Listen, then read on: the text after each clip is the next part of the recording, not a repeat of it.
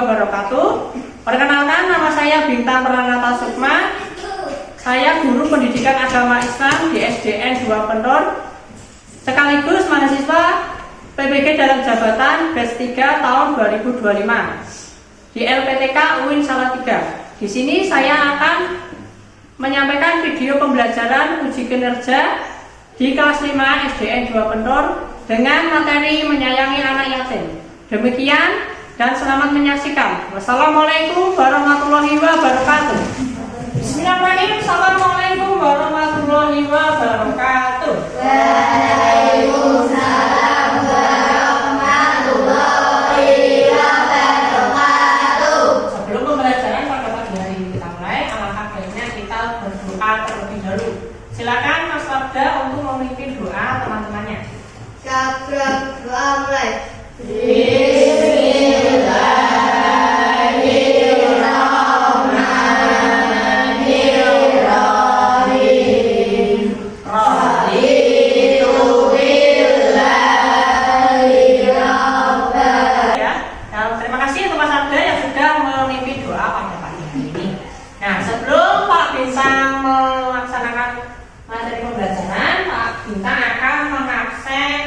Terlebih dahulu ya. Untuk kelas 5 ada yang tidak hadir pada pagi hari ini? Tidak. Ya, berangkat semua? Nah, alhamdulillah ya. Dan itu marilah kita selalu mengucapkan alhamdulillah. Karena segala sesuatu itu yang diberikan Allah Subhanahu wa taala, kita harus takut untuk mensyukurinya.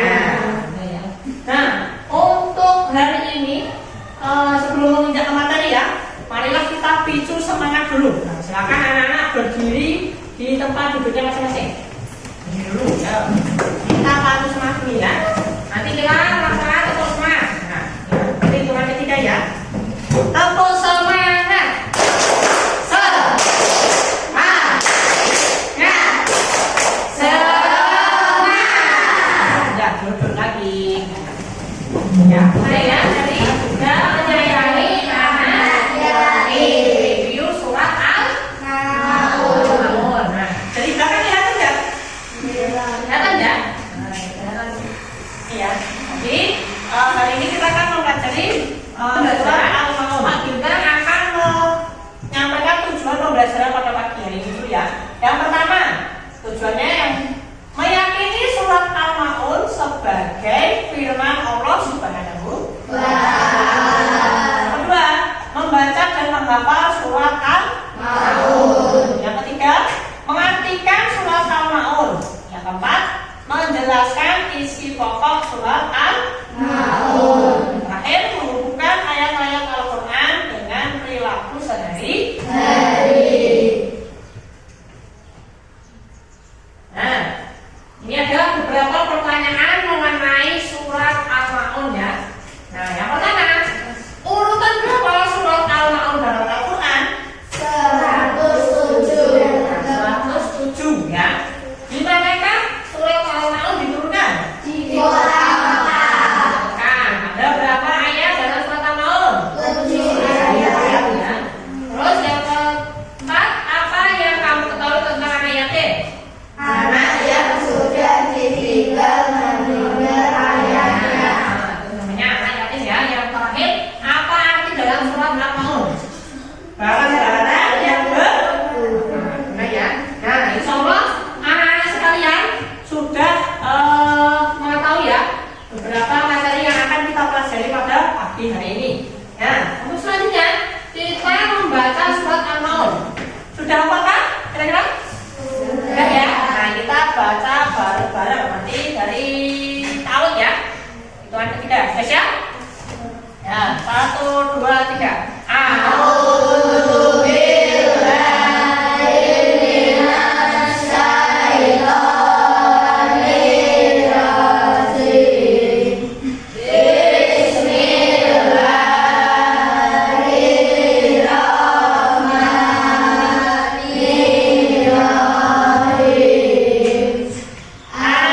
Aro'aita alladzi yukadzibu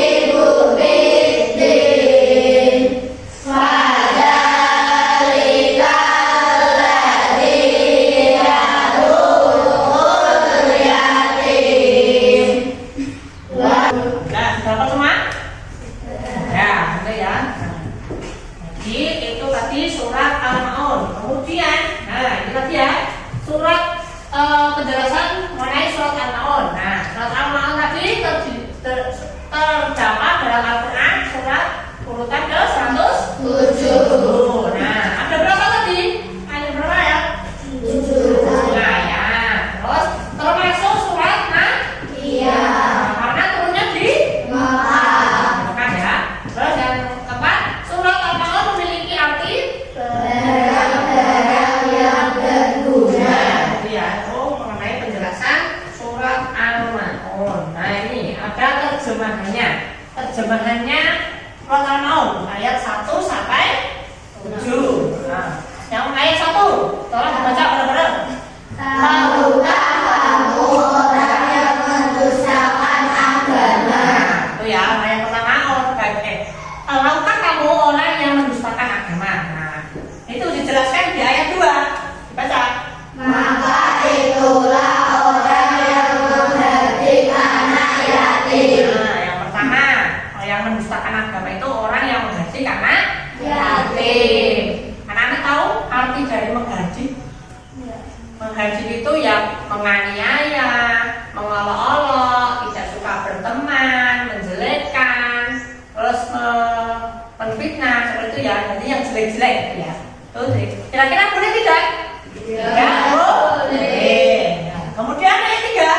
Dan tidak mengajak memberi makan orang miskin. Ya, tidak memberi makan orang miskin. Orang miskin itu orang yang tidak bisa menghidupi kebutuhannya sehari-hari. Contohnya untuk makan dan minum. Jadi termasuk orang miskin seperti itu. Jadi kita sebagai seorang muslim itu harus membantu sesama manusia. Terus yang keempat. Maka celakalah orang yang salah. Nah, orang salat itu celaka. Nah, celaka ini yang bagaimana Pak? Nah, dijelaskan di ayat 5. Baca. Yaitu orang-orang yang lalai terhadap salatnya. Nah, orang yang lalai pada salatnya. Lalai itu bagaimana kira-kira? Lalai itu tidak melaksanakan Sholat. terus menunda-nunda waktu Sholat. mempermainkan sholat. Itu namanya orang yang lalai sholatnya. Kemudian yang ayat 6 jadi Yang kedua ria. ya berbuat riak. Ada yang tahu arti riak? Riak itu kayak seperti sombong. Nah itu ya sombong. Kira-kira kita sebagai seorang muslim dibolehkan tidak berbuat riak? Tidak boleh ya, karena itu termasuk perbuatan yang tidak baik ya. Itu nama lainnya itu memperlihatkan kebaikan kita kepada orang lain. Nah, padahal kita kan kebaikan itu harus dinilai Allah Subhanahu wa taala ya, tidak orang lain. Seperti itu. Kemudian yang ke-7 ya. Dan enggan memberikan bantuan. Ya, memberikan bantuan.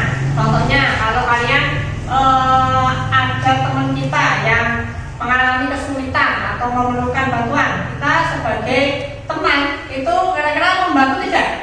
Nah, membantu ya. Kalau kita sanggup kita bantu, ya. Insya Allah kalau kita membantu juga akan mendapat pahala dari Allah Subhanahu wa taala. Nah, terus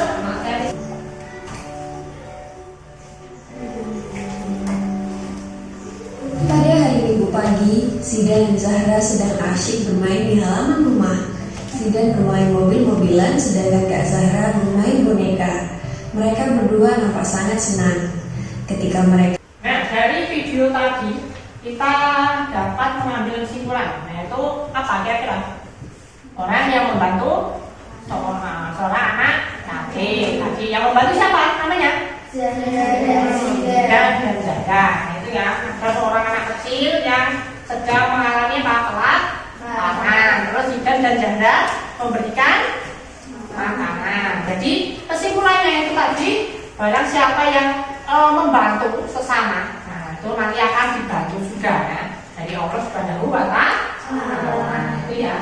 Terus materi selanjutnya yaitu mengenai makna surat Al-Maun. Nah, ini ada ayat 1 sampai 7 ya. Yang ayat 1 sampai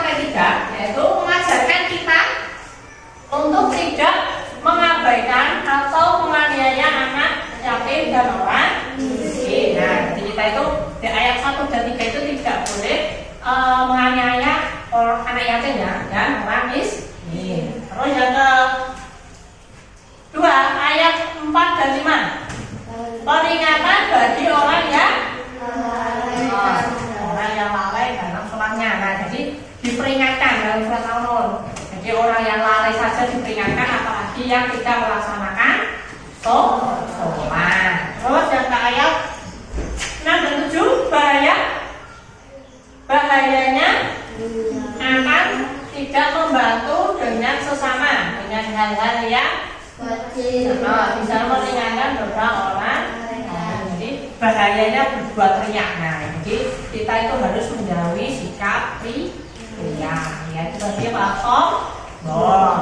pelajaran dari surat Al-Nur. Jadi di dalam surat Al-Nur kita dapat mempelajari ya. Yang pertama, pentingnya membantu orang yang membutuhkan, terutama anak yatim dan orang miskin. Nah, itu ya. Jadi kita benar mempelajari untuk membantu sesama manusia, terutama anak yatim dan orang miskin. Terus yang kedua, menunaikan salat dengan khusyuk dan tidak hanya sekadar formalitas. Jadi kita itu melaksanakan sholat itu ya secara khusyuk. Khusyuk itu bagaimana? Sungguh, tidak bercanda, tidak ngobrol sendiri, tidak gojek sendiri, apalagi gojek sama temannya. Jadi khusyuk ya. Jadi yang di dalam sholat ini ada bacaan, jadi itu kita baca ya. Misalnya doa iftitah, Al-Fatihah, surat pendek, terus doa ruku, iktidal, sujud, kegiatan sujud. Nah, itu namanya bacaan sholat yang kita baca setiap akan melaksanakan sholat. Yang ketiga, segala perbuatan baik dilakukan dengan ikhlas karena Allah, bukan untuk dipuji orang lain. Jadi kalau kita berbuat sesuatu, terutama membantu sesama itu ya, itu kita harus dasari dengan rasa ikhlas. Nah, karena tidak mengharap imbalan dari orang lain. Nah, jadi harapannya mengharap ridho Allah Subhanahu wa Ta'ala. Harapnya apa? Pahala. Itu ya. Jadi tidak mengharapkan imbalan dari orang lain. Terus penerapan surat Al-Nur. Yang pertama, selalu siap membantu teman atau orang lain yang membutuhkan, baik dengan barang kecil maupun besar. Nah, jadi kalau kita mampu membantu, nah kita bantu ya, tidak harus yang besar. Misalnya kita bantu yang kecil, nah semampu kita. Misalnya si A mau membantu temannya, nah tidak bisa dengan hal yang besar. Dengan misalnya temannya tidak mempunyai pensil, nah dipinjemin pensilnya. Itu termasuk hal-hal yang dianjurkan untuk membantu sesama. Terus yang kedua, mengajak teman selalu berbuat baik, seperti berbagi makanan atau membantu orang yang kesusahan. Itu ya, berbagi makanan. Misalnya temannya tidak punya makanan atau enggak bawa uang saku, dikasih ini. Buat kamu ada sedikit makanan dari saya. Jadi membantu itu tidak harus berupa uang ya atau harta. Jadi misalnya punya makanan lebih, ya dibantu pakai makanan. Misalnya tidak punya makanan tapi membantu dengan tenaga, ya dibantu dengan tenaga atau lain sebagainya. Terus yang ketiga, mengutamakan sholat 5 waktu dan melaksanakan dengan sungguh-sungguh. Nah itu tadi ya. Jadi kita itu melaksanakan sholat itu harus sungguh-sungguh. Nah untuk tugas kalian, nanti kalian membuat poster. Nanti Pak Bintang kasih kalian kertas, nanti tugas kalian mewarnai sama membuat kata-kata dalam poster tersebut ya. Nah sebelum pembuatan poster, kita latih konsentrasi terlebih dahulu. Silakan anak-anak berdiri. Nah, perintahnya nanti kalau Pak Bintang bilang tepuk 1, kalian tepuk 1. Nah, kalau Pak Bintang bilang tepuk 2, kalian juga tepuk. Kalau Pak Bintang cuma bilang 1, 3, tepuk. Bisa dipahami? Ya, dicoba ya. Ya, tepuk 1, tepuk 2, 1, tepuk 2, 2. Nah, ada tepuknya tadi.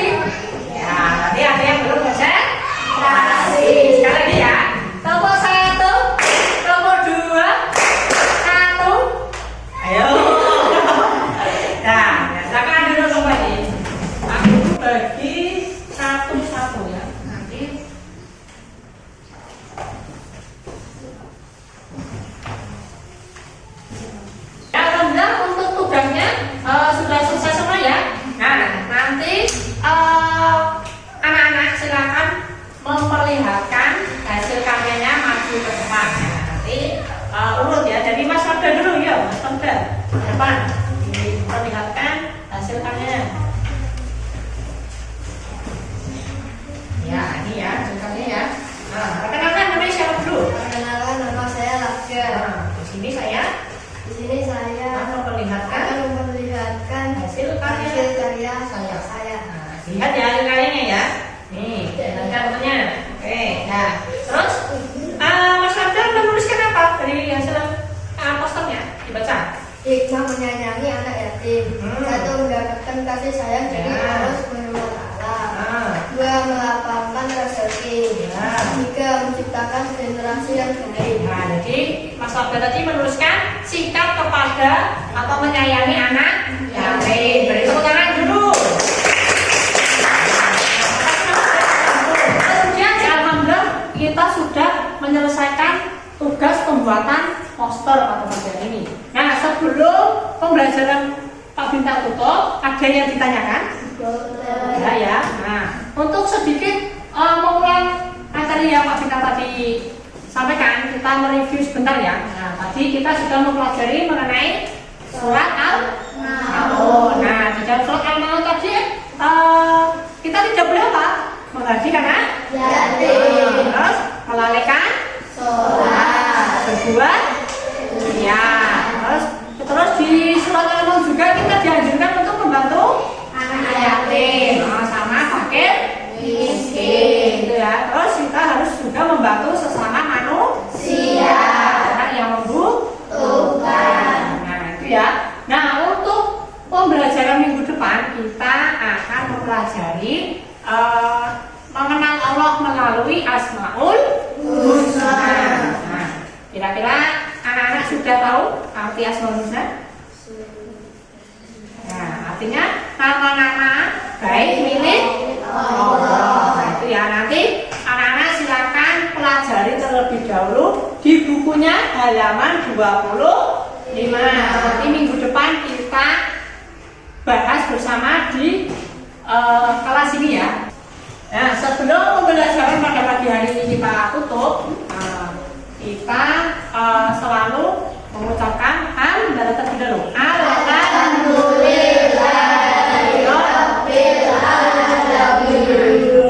Ya, semoga apa yang kita pelajari pada pagi hari ini kita selalu diberikan pengetahuan yang baik dan selalu mendapatkan ilmu yang baik. Nah, mungkin dari Pak Bintang ada salah kata maupun perbuatan dalam menyampaikan materi mengenai menyayangi anak yatim, Pak Guru minta maaf ya.